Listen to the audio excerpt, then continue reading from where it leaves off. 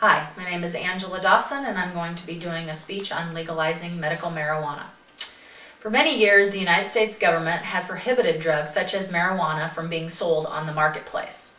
Of all of the negative consequences of prohibition, none is as tragic as denying thousands of people a drug that has been proven to ease pain and suffering when conventional medications fail.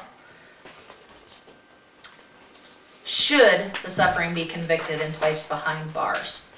As citizens of this great country, we should fight for the rights of those who suffer and allow them to choose their own medical path. What is marijuana? Marijuana is a drug obtained from the dried, crumpled parts of the hemp plant called Cannabis sativa. It is a common drug in the United States and is sometimes called pot, grass, weed, and Mary Jane. THC is a cannabinoid found in marijuana, and it is what causes people to feel high. Some of the history of marijuana in this country: it was first brought to the United States by Christopher Columbus, but it has been traced all the way back to the beginning of time before Christ. It was used as clothing, paper, and medical purposes, but until the 1930s, it became illegal. Since then, as you can see from the list here, presidents of the United States have had a large impact on keeping it illegal. But in 1996, California voters legalized marijuana for uses such as cancer, AIDS, and glaucoma via a doctor's prescription. How it works in the body. The cannabinoids in marijuana, like THC, bind to receptor sites in the brain, producing various effects, such as reducing pain or anxiety, increasing appetite, but also the feeling of high, which is where the negative taboos regarding this drug come from. Some marijuana users say they would rather have the occasional effects of feeling high with decreasing their pain than using prescription pain medications that cause them to be high all of the time and hinder their actual functionality.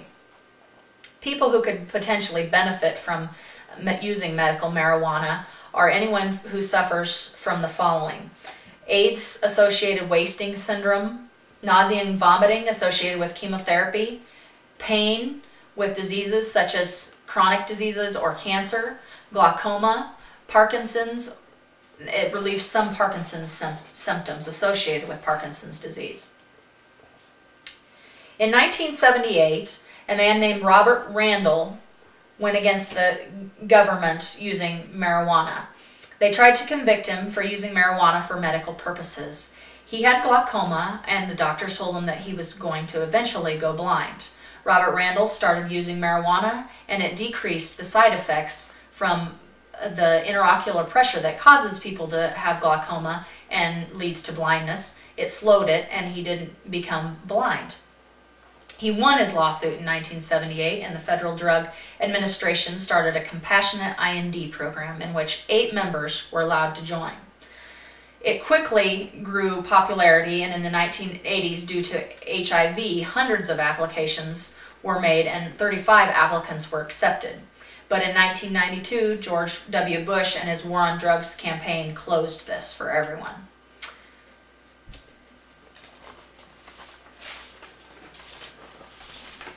Why is medical marijuana illegal? Some Americans believe that marijuana ingestion is immoral, and their moral standards should be required of all Americans. Long-term or abusive use of marijuana can be harmful to a person's health and well-being.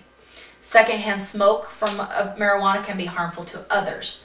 Many allege that regular marijuana use can lead to using harder, more harmful drugs such as heroin or cocaine. How dangerous is marijuana? As you can see from this chart obtained from drugwarfacts.org on December 7th, you can see that marijuana is a far less of a dangerous drug than nicotine, heroin, cocaine, alcohol. It sits right there with caffeine. So how dangerous is marijuana, I ask? People who die each year from their own cigarette smoking, approximately 400,000 people. Adult non-smokers who die each year from exposure to secondhand smoke, approximately 50,000 people. Kids under 18 who will die ultimately from smoking, 6 million plus. People in the United States who currently suffer from smoking-caused illness, 8.6 million. And I received that from procon.org on December 7th. So how many people die each year from drunken deaths? Actually, the number is very high. According to statistics from the National Highway and Traffic Safety Administration, 40% of the total traffic deaths are due to drunken driving.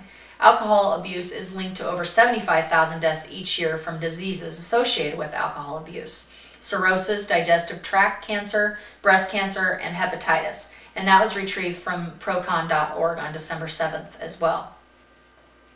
Marijuana versus prescription drugs. The CDC attributes that 62.5% rise in drug overdose deaths between 1999 and 2004 to a higher use of prescription painkillers and increasing number of overdoses of cocaine and prescription sedatives. There are no documented cases in the United States regarding an overdose death from marijuana. That was received from procon.org on December 7th. Some myths and facts regarding marijuana use. Myth: marijuana is highly addictive. Long-term marijuana users experience physical dependence and withdrawal. Fact: most people who smoke marijuana smoke it only occasionally. Almost a small minority of Americans, less than 1%, smoke marijuana on a daily basis. An even smaller minority develop a dependence on marijuana. And that was retrieved from about.com on December 8th. Myth: marijuana is the gateway drug. Even marijuana itself causes minimal harm. It is a dangerous substance because it leads to the harder drugs like heroin, LSD, and cocaine. Fact: marijuana does not cause people to use hard drugs. Most marijuana users never use any other legal drugs. Indeed, a large percentage of marijuana users, this is the last stop drug rather than a gateway drug. Where is medical marijuana illegal? Or legal, I'm sorry. Currently, there are 13 states that medical marijuana is illegal: Alaska, California, Hawaii, Colorado, Maine, Michigan, Montana, Nevada, New Mexico, Oregon, Vermont, Washington, and Rhode Island.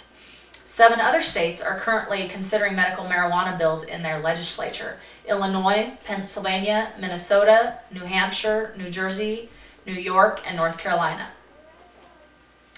As a society, there are lots of myths regarding the use of marijuana. Most consider it an immoral drug that leads to addiction and crime.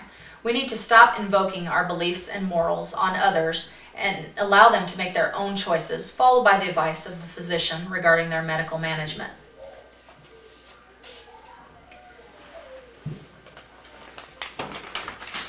Alcohol and cigarettes are 2 of the nation's most dangerous drugs, and yet they are socially acceptable. Marijuana has been proven to be significantly less dangerous of a drug, and yet we continue to keep it from the people who are suffering and need it the most.